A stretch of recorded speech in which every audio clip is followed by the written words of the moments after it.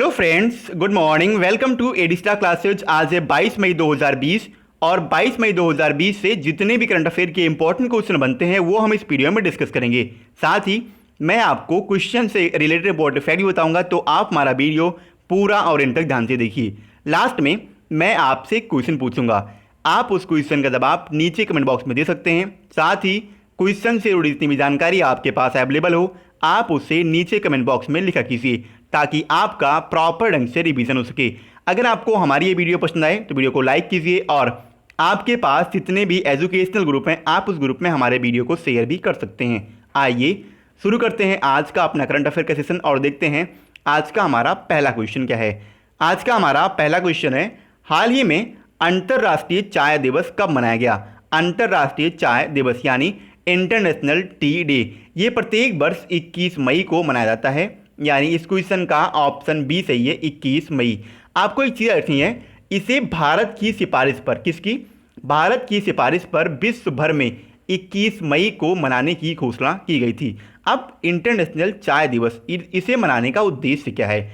तो जितने भी चाय श्रमिक होते हैं उनके अधिकारों, उनकी दैनिक मजदूरी, उनके सामाजिक सुरक्षा, उनके रोजगार सुरक्षा और उनकी स्वास्थ्य की स्थिति को बेहतर करने के लिए लोगों को प्रोत्साहित करना, ये इंटरनेशनल टी डे का मेन पर्पज है। इसकी शुरुआत अंतर्राष्ट्रीय खाद्य और कृषि संगठन के द्वारा 21 मई 2019 से की गई थी। कब? 21 मई 2019 से। लेकिन आपको इसे रखनी है, इससे पहले यानी 21 मई 2019 से पहले अंतर्राष्ट्रीय चाय दिवस 15 दिसंबर को कुछ देशों के द्वारा मनाया जाता था। अब ये देश कौन कौन से हैं? ये देश थे Bangladesh, Sri Lanka, Nepal, India, Vietnam, Indonesia, Kenya, Malawi, Malaysia, Uganda और तंजानिया। ये देश थे जिनके द्वारा 21 मई 2019 से पहले इंटरनेशनल टी डे 15 दिसंबर को प्रत्येक वर्ष मनाया जाता था। अब बात आई है अंतर्राष्ट्रीय खाद्य और कृषि संगठन की। इसकी स्थापना 16 अक्टूबर 1945 को हुई थी। इसका हेडक्वार्टर रोम में है और रोम इटली में पड़ता है। अंतर्राष्ट्रीय खाद्य और कृषि संगठन की वर्तमान समय के महानिदेशक हैं क्वा डोंग्यू। कौन है? क्वा डोंग्यू। आइए आगे बढ़ते हैं। अगला हमारा क्वेश्चन है, किस केंद्र शासित प्रदेश ने सुकून कोविड-19 बीट द स्ट्रेस नामक एक कार्यक्रम की शुरुआत की है? अभी हाल ही में जम्मू कश्मीर में सुकून कोविड-19 बीट द स्ट्रेस नामक एक कार्यक्रम की शुरुआत की गई। यानी इस क्वेश्चन का ऑप्शन डी सही है, जम्मू कश्मीर। जम्मू कश्मीर के सूचना और जनसंपर्क विभाग ने इस नए कार्यक्रम की शुरुआत की है। अब इस पहल का क्या काम है?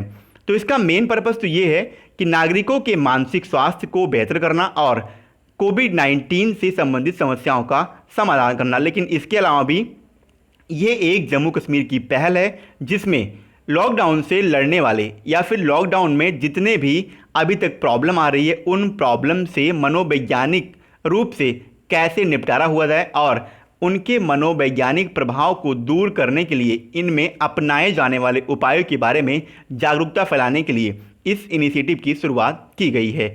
और आपको याद रखना है, इस कार्यक्रम का प्रसारण दूरदर्शन जो कश्मीर है उसी दूरदर्शन कश्मीर चैनल पर हर मंगलवार को सुबह 9 बजे किया जाएगा, जिसके दौरान मनोचिकित्सक और वैज्ञानिक मनोवैज्ञानिक स्वास्थ्य पर अपने अपने विचार को शेयर करेंगे। अब बात आई है जम्मू कश्मीर की। तो मैं सबसे पहले आपको ये बताना चाहता हूँ, जम्मू कश्मीर आपको पता है 2019 में एक यूटी बना है। उससे पहले जम्मू कश्मीर एक स्टेट था और उसी को जम्मू कश्मीर को डिवाइड करके 2 यूटी में एक लद्दाख और एक जम्मू कश्मीर का निर्माण किया गया है। जम्मू कश्मीर से एक इंपॉर्टेंट क्वेश्चन बनता है कि जम्मू कश्मीर के वर्तमान समय के एलजी कौन है, यानी लेफ्टिनेंट गवर्नर। जम्मू कश्मीर के वर्तमान समय के एलजी हैं गिरीश चंद्र मुर्मू। कौन है? गिरीश चंद्र मुर्मू। आइए आगे बढ़ते हैं। अगला हमारा क्वेश्चन है, किसे वर्ल्ड बैंक ग्रुप का नया मुख्य अर्थशास्त्री नियुक्त किया गया है? अभी हाल ही में कारमेन रेनहार्ट को वर्ल्ड बैंक ग्रुप का नया मुख्य अर्थशास्त्री नियुक्त किया गया। यानी इस क्वेश्चन का ऑप्शन ए सही है, कारमेन रेनहार्ट। इन्हें वर्ल्ड बैंक ग्रुप के मुख्य अर्थशास्त्री के साथ साथ वर्ल्ड बैंक ग्रुप का नया उपाध्यक्ष भी नियुक्त किया गया। आपको याद रखना है, यानी वर्ल्ड बैंक ग्रुप की ये मुख्य अर्थशास्त्री और नई उपाध्यक्ष भी बनी हैं। ये 15 जून 2020 से अपना पद संभालेंगी। कब से? 15 जून 2020 से। अब बात आई है वर्ल्ड बैंक की। वर्ल्ड बैंक की स्थापना 1945 को हुई थी। इसका हेडक्वार्टर वाशिंगटन डीसी में है और वाशिंगटन डीसी ये अमेरिका में पड़ता है। वर्ल्ड बैंक के वर्तमान समय के अध्यक्ष हैं डेविड माल पास। कौन है? डेविड माल पास। और उपाध्यक्ष तो यही हैं कारमेन रेन हार्ड। आगे बढ़ते हैं। अगला हमारा क्वेश्चन है, किस राज्य में मी अन्नपूर्णा नामक एक पहल का शुभारंभ किया गया? अभी हाल ही में महाराष्ट्र में मी अन्नपूर्णा नामक एक पहल की शुरुआत की गई, यानी इस क्वेश्चन का ऑप्शन सी सही है, महाराष्ट्र। अब ये क्या है? महाराष्ट्र में IRDA, महाराष्ट्र में IRDA लाइसेंस प्राप्त जितने भी बीमा मध्यस्थ इंटीग्रेटेड रिस्क इंश्योरेंस हैं उनके द्वारा इस मी अन्नपूर्णा नामक एक पहल की शुरुआत की गई है। ये पहल महाराष्ट्र में किसानों और कृषि समुदाय के कल्याण के लिए एक कारपोरेट सामाजिक जिम्मेदारी के रूप में अपनी प्रतिबद्धता के तहत शुरू की गई है। इसमें 3 कारक भी हैं। जो मी अन्नपूर्णा नामक एक योजना लॉन्च की गई, इसमें 3 कारक हैं। अब ये कारक कौन कौन से हैं? पहला है एक्सपर्टाइज, दूसरा है इंगेजमेंट और तीसरा है इंटाइटलमेंट। कौन कौन से हैं? एक्सपर्टाइज, इंगेजमेंट और इंटाइटलमेंट। अब बात आई है महाराष्ट्र की। तो महाराष्ट्र की कैपिटल मुंबई है। महाराष्ट्र के वर्तमान समय के मुख्यमंत्री हैं उद्धव ठाकरे और महाराष्ट्र के वर्तमान समय के गवर्नर हैं भगत सिंह कोश्यारी। कौन है? भगत सिंह कोश्यारी। आइए आगे बढ़ते हैं। अगला हमारा क्वेश्चन है, हाल ही में किसे इंडियन स्टील एसोसिएशन, यानी इसे हिंदी में कहते हैं भारतीय इस्पात संघ, हाल ही में किसे इंडियन स्टील एसोसिएशन का नया अध्यक्ष नियुक्त किया गया? अभी हाल ही में दिलीप उम्मेन को इस इंडियन स्टील एसोसिएशन का नया अध्यक्ष नियुक्त किया गया, यानी इस क्वेश्चन का ऑप्शन सी सही है, दिलीप उम्मेन। मैंने आपसे बोला इंडियन स्टील एसोसिएशन, इसे हिंदी में कहते हैं भारतीय इस्पात संघ। वर्तमान में दिलीप उम्मेन ये ऑर्सिलर मित्तल निप्पॉन एक कंपनी है, स्टील इंडिया इसका पूरा नाम है, ऑर्सिलर मित्तल निप्पॉन स्टील इंडिया, इसी के ये वर्तमान समय के सीईओ हैं और इन्हें 2 वर्षों के लिए चुना गया है। कितने? 2 वर्षों के लिए। साथ ही अब ये TB नरेंद्रन का स्थान लेंगे। आपको याद रखना है इंडियन स्टील एसोसिएशन के अब तक के अध्यक्ष हैं TB नरेंद्रन। अब बात आई है इंडियन स्टील एसोसिएशन यानी भारतीय इस्पात संघ की। इसकी स्थापना 2014 में हुई थी। इसका हेडक्वार्टर नई दिल्ली में है और इसके वर्तमान समय के अध्यक्ष अब यही बन गए हैं दिलीप उम्मेन। आगे बढ़ते हैं। अगला हमारा क्वेश्चन है, किसने WHO कार्यकारी बोर्ड के अध्यक्ष का कार्यभार संभाला है? अभी हाल ही में डॉक्टर हर्षवर्धन को WHO के कार्यकारी बोर्ड का नया अध्यक्ष नियुक्त किया गया, यानी इस क्वेश्चन का ऑप्शन ए सही है, डॉक्टर हर्षवर्धन। केंद्रीय स्वास्थ्य एवं परिवार कल्याण मंत्री हैं डॉक्टर हर्षवर्धन। इन्हें विश्व स्वास्थ्य संगठन के 34 सदस्यीय, कितने? 34 सदस्यीय कार्यकारी बोर्ड के अध्यक्ष के रूप में आज यानी 22 मई को ये अपना पदभार संभालेंगे। ये जापान के डॉक्टर हिरोकी नकटानी का स्थान लेंगे। किसके? जापान के अभी तक WHO कार्यकारी बोर्ड के अध्यक्ष से डॉक्टर हिरोकी नकटानी, इन्हीं का स्थान लेंगे डॉक्टर हर्षवर्धन, जो कि भारत की वर्तमान समय के केंद्रीय स्वास्थ्य एवं परिवार कल्याण मंत्री हैं। अब बात आई है WHO की। एक चीज़ मैं आपको आज शायद आप इसके बारे में पहली बार सुनेंगे, इंडिया WHO में कब शामिल हुआ था, ये क्वेश्चन है। तो भारत WHO में 12 जनवरी 1948 को शामिल हुआ था। शायद इसके बारे में आप नहीं जानते रहे होंगे।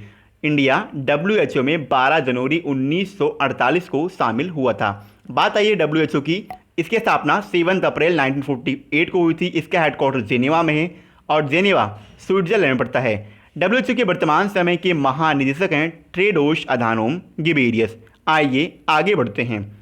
अगला हमारा क्वेश्चन है, नाडा ने अभी हाल ही में किस पावर लिफ्टर्स को अनंतिम रूप से निलंबित कर दिया है? अभी हाल ही में नाडा ने 2 पावर लिफ्टर्स सविता कुमारी और अंकित सिसोदिया, इन दोनों को, ये दोनों भारतीय पावर लिफ्टर्स हैं और इन्हें अनंतिम रूप से निलंबित कर दिया है, यानी इस क्वेश्चन का ऑप्शन सी सही है, उपर्युक्त दोनों।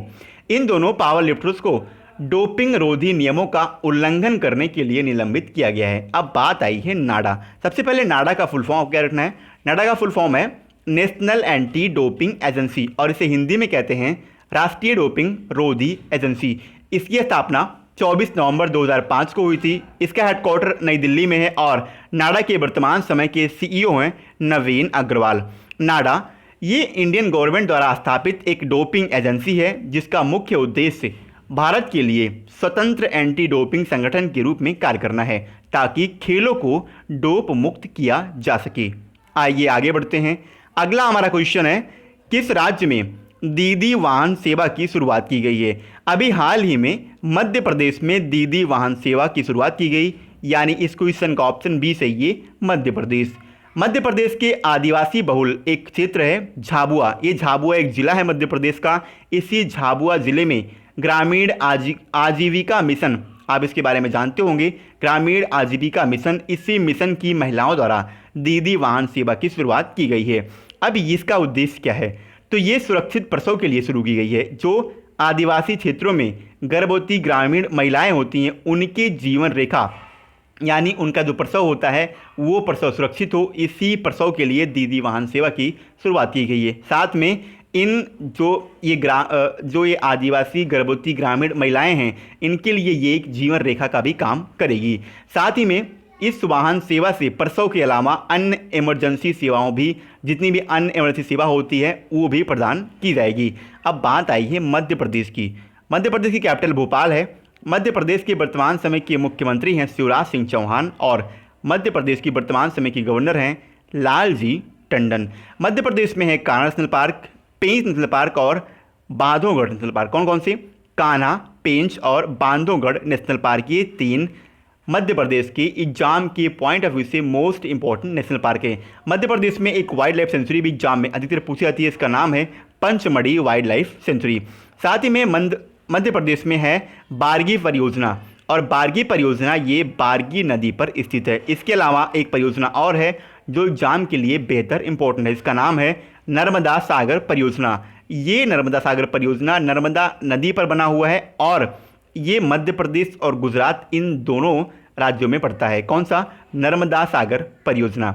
इसके अलावा आपको याद रखना है मध्य प्रदेश का जो इंदौर शहर है वो सबसे अच्छा, भारत का सबसे अच्छा, मतलब वो सबसे अच्छे शहर में गिना जाता है, आपको याद रखना है। आगे बढ़ते हैं। कल मैंने आपसे क्वेश्चन किया था, किस राज्य सरकार ने प्रवासी मजदूरों के लिए चरण पादुका अभियान की शुरुआत की? इस क्वेश्चन का ऑप्शन सी सही था, मध्य प्रदेश। और मध्य प्रदेश गवर्नमेंट ने अपने यहाँ जितने भी प्रवासी मजदूर आ रहे हैं और वहाँ से गुजर रहे हैं, उनके लिए चरण पादुका नामक एक अभियान की शुरुआत की है। इस अभियान के तहत चप्पल और जूते प्रवासी मजदूरों को प्रदान किए जाएंगे। आपको मैं बता दूं इस क्वेश्चन का ऑप्शन सी सही था और लगभग सभी बच्चों ने इसका सही आंसर दिया। अगर आपको क्वेश्चन के बारे में इन्फॉर्मेशन, जितनी भी आपको इन्फॉर्मेशन क्वेश्चन के बारे में पता हो, आप उसे नीचे कमेंट बॉक्स में लिखा कीजिए ताकि आपका प्रॉपर ढंग से रिवीजन हो सके। आइए बढ़ते हैं आज के अपने क्वेश्चन तरफ और देखते हैं आज का हमारा क्वेश्चन क्या है। आज का हमारा क्वेश्चन है, हाल ही में कौन सा राज्य कोरोना वायरस मुक्त घोषित किया गया है? क्वेश्चन के 4 ऑप्शन हैं, उड़ीसा, लद्दाख, जम्मू कश्मीर और आंध्र प्रदेश। मैं आपसे एक बार फिर से कहना चाहूँगा, अगर आपको हमारी ये वीडियो पसंद आए तो वीडियो को लाइक कीजिए और आपके पास जितने भी एजुकेशनल ग्रुप हैं आप उस ग्रुप में हमारे वीडियो को शेयर भी कर सकते हैं। दोस्तों, अगर आपको हमारी ये वीडियो पसंद आई हो तो वीडियो को लाइक कीजिए और अगर आपको हमारे किसी भी वीडियो की PDF फाइल चाहिए तो नीचे डिस्क्रिप्शन में टेलीग्राम ग्रुप का लिंक दिया हुआ है, आप उस लिंक पर क्लिक करके हमारा टेलीग्राम ग्रुप ज्वाइन कर सकते हैं और वहाँ पे आपको सारे वीडियोस की PDF एक साथ एक ही प्लेटफॉर्म पर अवेलेबल मिल जाएगी। दोस्तों, आज के लिए इतना ही। जय हिंद।